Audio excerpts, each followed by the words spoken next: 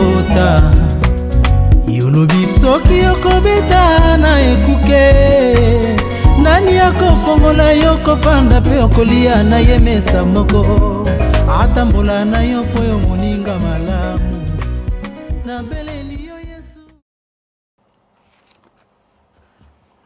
Bonjour bien-aimés dans le Seigneur, peuple de Dieu, que le Seigneur Dieu vous bénisse. Nous sommes très heureux de nous retrouver encore devant la présence de notre Dieu pour partager de sa part les mystères cachés du royaume, partager sa parole, celle qui a créé toutes choses, celle qui était au commencement et celle qui s'est faite chair, qui s'est manifestée parmi nous avec la gloire du Fils. Avant de commencer toutes choses, nous allons prier. Seigneur Dieu, béni soit ton Saint-Nom, bénis ces moments, illumine encore nos cœurs et nos pensées, afin que nous puissions parcourir le monde, ce monde caché, cette grande forêt qui est sa parole. Aide-nous par ton Esprit Saint à nous retrouver et à atterrir à bon port. Dans le nom puissant de Jésus-Christ, nous avons ainsi prié. Amen. Voilà, peuple de Dieu, je pense que nous sommes nombreux devant nos petits écrans, devant nos maisons, pour écouter la parole de Dieu, parce que c'est elle qui a créé toutes choses. Aujourd'hui, nous allons encore, ensemble, bien-aimés, partager un sujet très capital, très important, sur l'ombre des choses à venir. Vous savez, bien-aimés, il y a toujours la réalité et il y a aussi l'ombre des choses à venir. C'est très important, bien-aimés. La Bible commence de Genèse à Apocalypse. Et nous devons comprendre qu'est-ce que les Écritures nous disent. Vous savez, bien-aimés, les gens du monde disent, ça c'est le monde, que tout chemin mène à Rome. Mais pour nous, bien-aimés, nous savons que tout chemin ne mène pas à Rome. Mais il y a un seul chemin que nous connaissons. Un seul chemin, c'est notre Seigneur et Sauveur, Jésus-Christ. Alors, tu ne peux pas, bien-aimé, tu ne peux pas comprendre la Bible, tu ne peux pas comprendre les Écritures si tu ne connais pas les chemins. C'est pourquoi un jour, les apôtres de notre Seigneur Jésus-Christ ont posé la question, Seigneur, montre-nous les chemins. Et il les a dit, je suis le chemin, je suis la vérité et la vie. Donc, la Bible est telle qu'elle est, bien-aimée. Tu ne peux pas la comprendre si tu n'as pas pour référence notre Seigneur et Sauveur Jésus-Christ. Comme disait un frère un jour, il m'a dit, pasteur, si je suis en train de conduire, s'il arrivait que je me perdais, je chercherais tout pour chercher les panneaux. Là, je parle en France. Je chercherai les panneaux là où on a écrit Paris.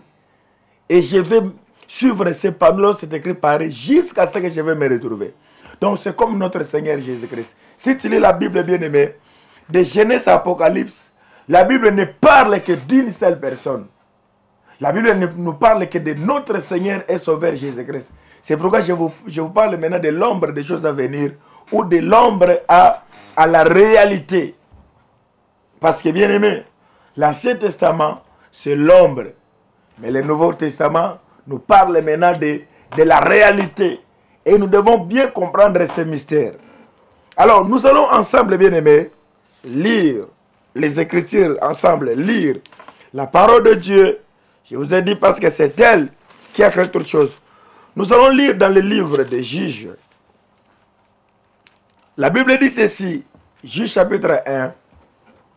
Après la mort de Josué, les enfants d'Israël consultèrent l'Éternel en disant, qui de nous montera le premier contre les Cananéens pour les attaquer?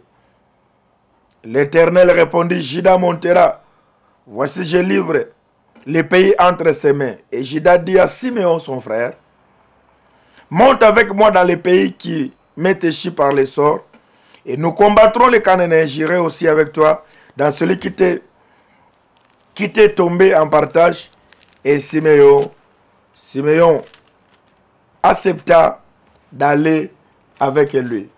Alors nous continuons au chapitre 2. La Bible dit, un envoyé de l'Éternel montant à Gilgal à Boki me dit, je vous ai fait monter hors d'Égypte et je vous ai amené dans le pays que j'ai juré à vos pères de vous donner. Je dis, jamais je romprai mon alliance avec vous.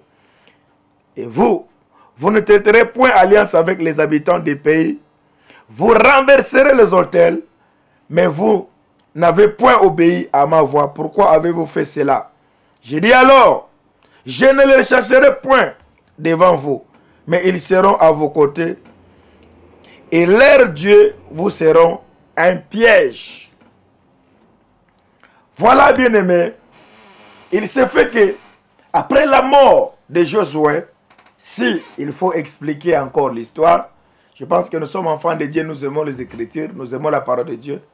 Parce que, bien-aimés, il n'y a pas une nourriture plus spéciale que cette parole. Beaucoup de personnes ont peut-être le temps de lire et de comprendre les Écritures. Mais il y en a qui n'ont pas ce temps. Il y en a qui ne comprennent même pas la parole de Dieu. Ils viennent à l'église, mais ils n'arrivent pas à s'en sortir par rapport à la parole de Dieu.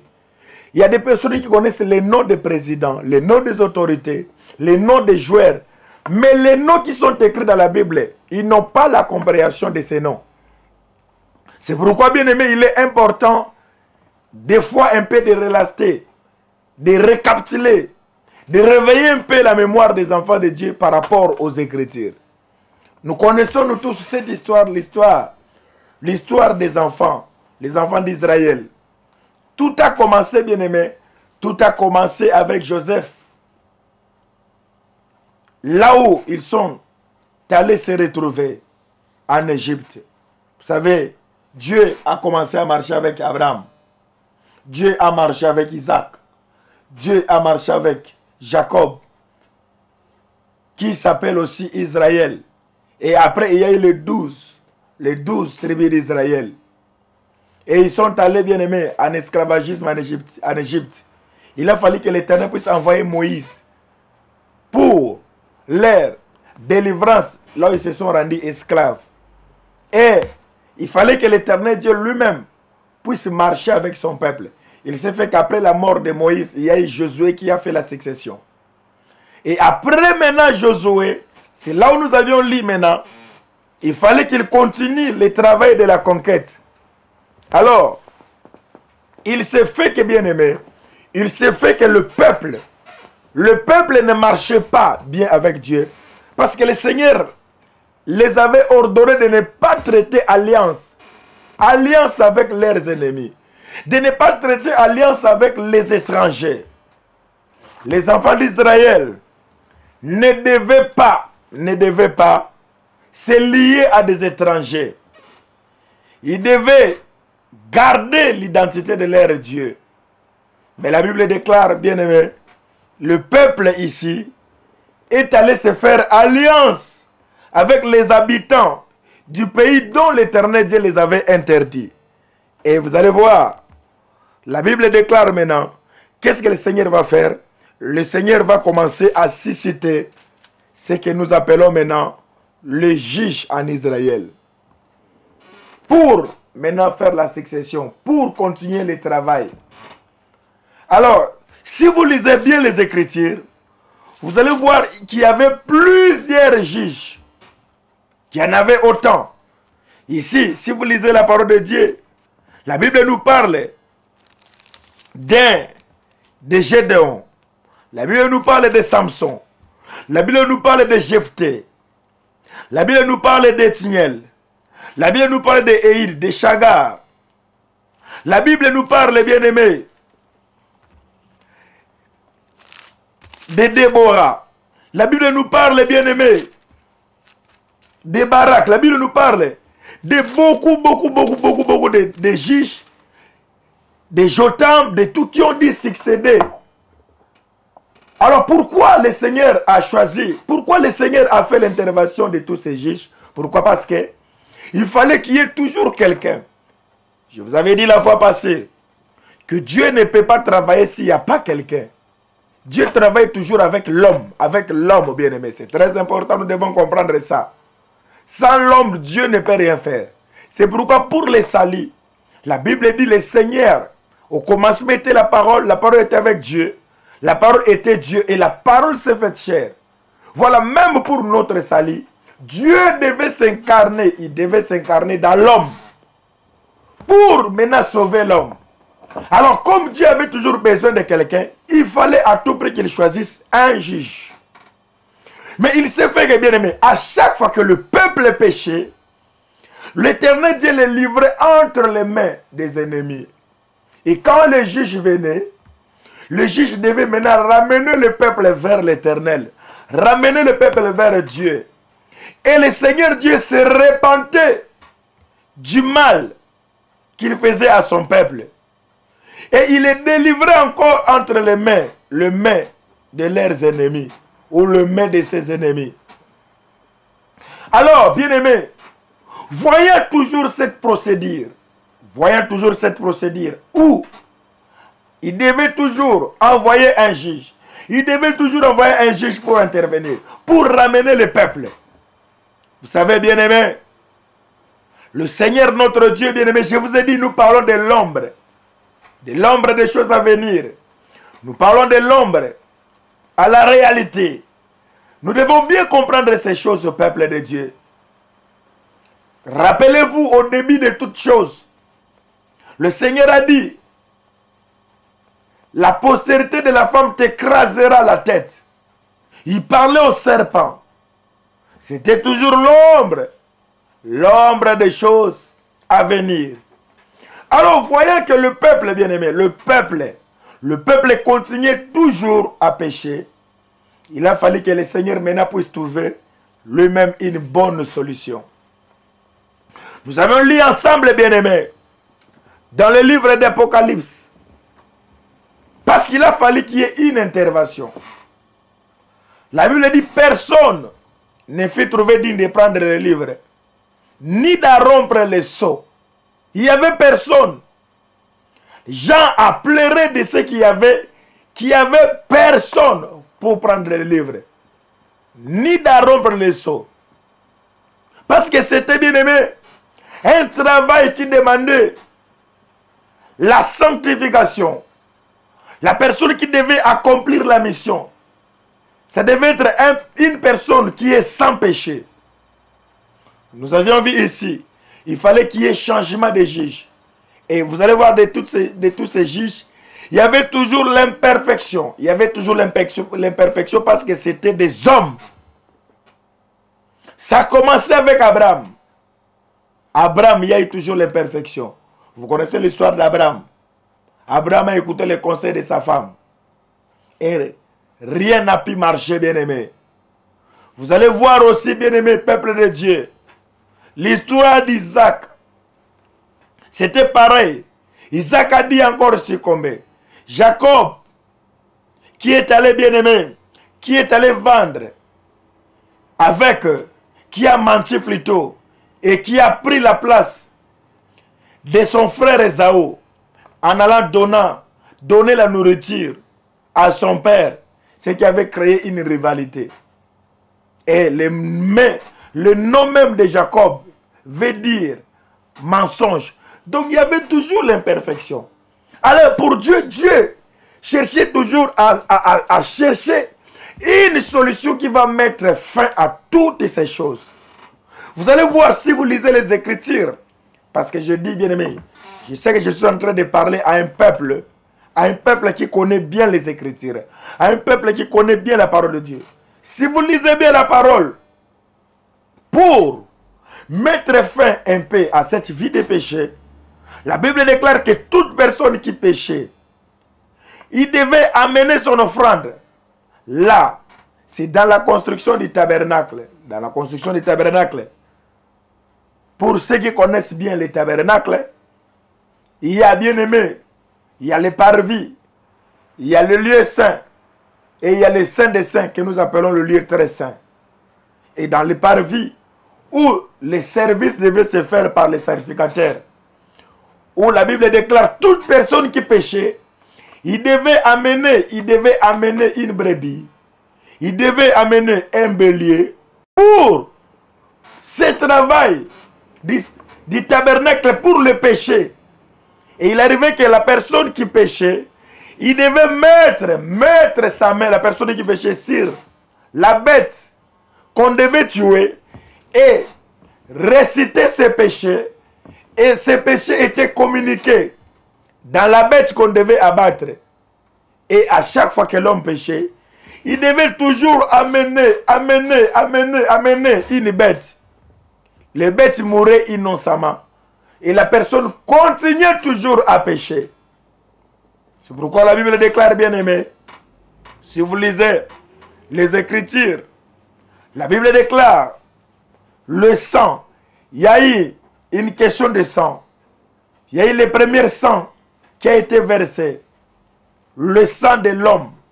C'était le sang d'Abel qui était versé. Mais si nous allons dans la profondeur des Écritures, là je parle de l'homme. Je parle de l'homme.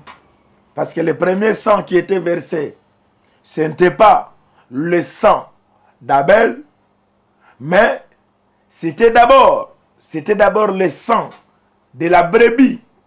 La brebis qui était tuée, si vous vous rappelez, quand l'homme a péché, l'homme s'est retrouvé nu. En se retrouvant nu, la Bible dit l'homme est allé chercher des feuilles pour se couvrir. Mais voyez que ce n'était pas la solution. La Bible déclare ceci, peuple de Dieu. Le Seigneur Dieu est allé tuer une brebis dont il a revêtu Adam et Ève de la peau de cet animal.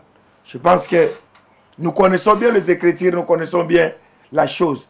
Donc, le premier sang qui était versé, parce que certaines personnes font des erreurs, ils disent que le premier sang qui était versé, c'était le sang humain, le sang de l'homme.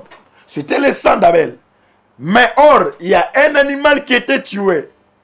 Donc, je parle de l'ombre à la réalité. C'était déjà l'ombre des choses à venir. Et si vous lisez bien les Écritures, la Bible dit, le Seigneur les a donné cette peau pour couvrir. Pour couvrir. Ça ne servait que la couverture. Alléluia. Pour couvrir. Pour que l'homme puisse se couvrir. Et si nous allons encore plus loin dans les Écritures, nous sommes en train de parler de l'ombre. L'ombre des choses à venir. De l'ombre à la réalité. Si nous avançons encore plus loin, bien-aimés, je pense que nous n'allons pas nous égarer. Nous n'allons pas nous égarer, bien-aimés. Parce que Dieu est là que pour trouver des solutions. C'est pourquoi je dis à tout enfant de Dieu qui se plaint. Je dis à tout enfant de Dieu qui pleure. Tu as rencontré un Dieu qui s'appelle solution. Il n'y a pas un problème qui peut résister à notre Dieu. Il s'appelle solution. C'est pourquoi au début je vous ai dit, ne vous égarez pas. Il y a un seul chemin. Le seul chemin, c'est le Seigneur et Sauveur Jésus-Christ. Je pense que là nous avions lu, toujours le Seigneur a la démarche de chercher une solution. Toujours. Je pense que nous avons commencé au début du commencement de toutes les choses, ou pour couvrir l'homme quand l'homme a péché. Il y avait déjà un sang qui était versé. Il y avait déjà une bête qui était tuée, dont l'Éternel Dieu a pris la peau qu'il a couvert l'homme. Et si nous avançons encore, nous allons encore plus loin. Nous allons voir encore Abel pour sacrifier son offrande, parce qu'il avait sacrifié des brebis. Pour sacrifier l'offrande, il y a eu un sang qui était versé. L'offrande que le Seigneur a agréée par rapport à l'offrande de Caïn, qui était des plantes, de ce qu'il cultivait, de ce qu'il faisait, parce qu'il était cultivateur. Donc, pour encore Abel, il avait encore tué des brebis. Il avait tué encore des bêtes pour sacrifier l'offrande à notre Dieu. Donc, il y avait encore un sang qui était versé. Et il y a encore le sang d'Abel qui était versé, dont les Écritures déclarent, le sang d'Abel, le sang de Jésus-Christ, crie mieux que le sang d'Abel. Dieu était toujours à la recherche, à la recherche d'une solution, une solution permanente. Mais l'homme, bien-aimé, vous savez, je vous ai dit, bien-aimé, je vous ai dit, il y a une parole qui m'a fort touché. Je sais qu'un jour, Dieu va se repentir d'avoir créé l'homme. Dieu dit, je me repens d'avoir créé l'homme. Donc l'homme est très compliqué. C'est pourquoi je dis souvent aux enfants de Dieu, tu peux faire tout ce que tu peux faire comme travail, les champs et tout. Mais quand tu as géré les hommes, ce n'est pas facile. Parce que même Dieu lui-même, il s'est repenti d'avoir créé l'homme. Alors, mais étant un Dieu de solutions, il a toujours cherché la solution. Nous avions parlé, bien-aimé, d'Abraham, Isaac. Nous avions parlé, bien-aimé, de Joseph. Nous avions parlé, bien-aimé, de Moïse.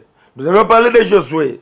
Nous avons parlé, bien-aimé, ici des juges qui ont dû succéder à Josué.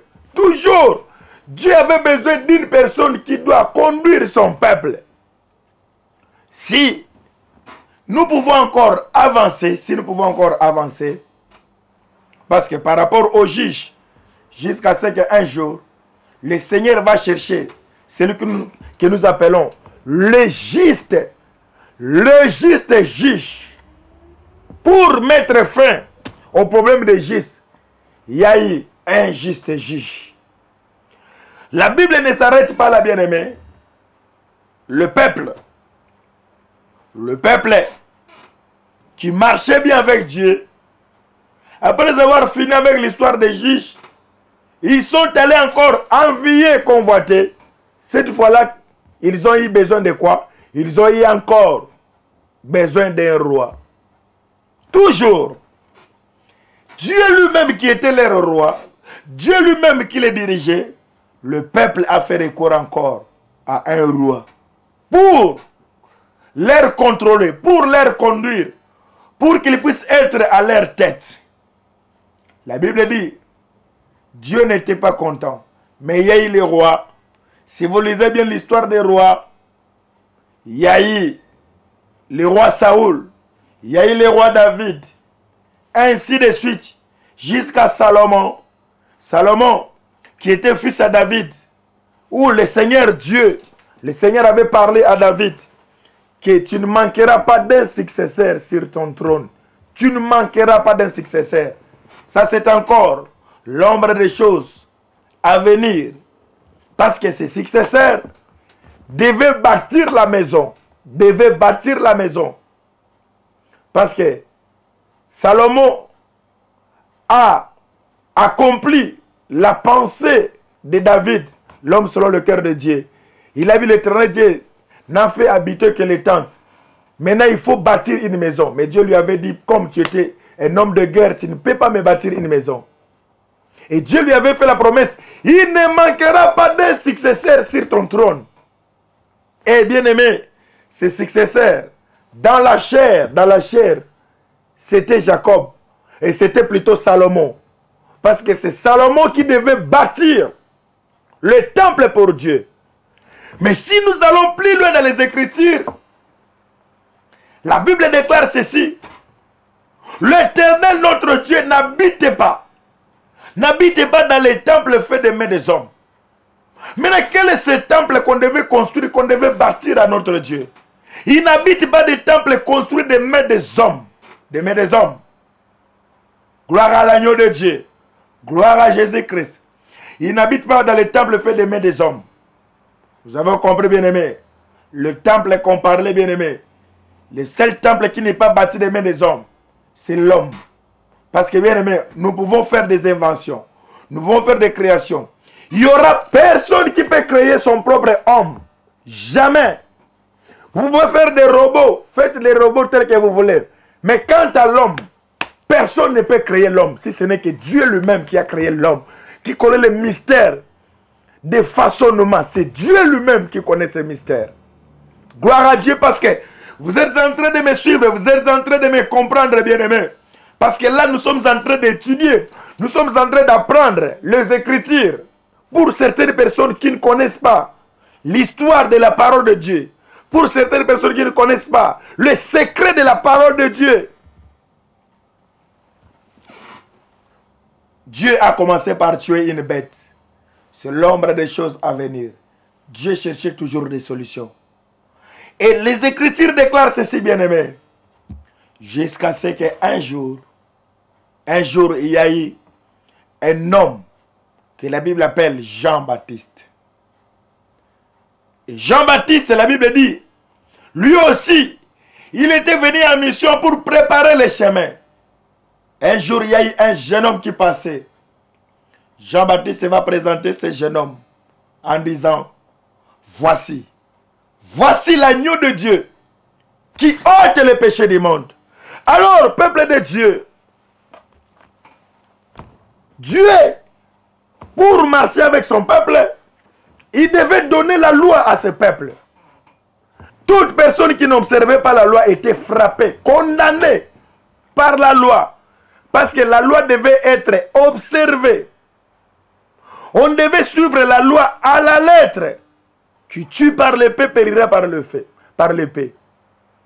Alors, les Écritures déclarent, bien aimé, la loi était très sévère. La loi était très dure.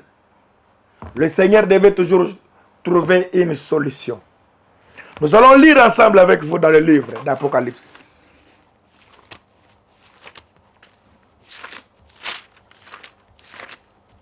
Apocalypse chapitre 5.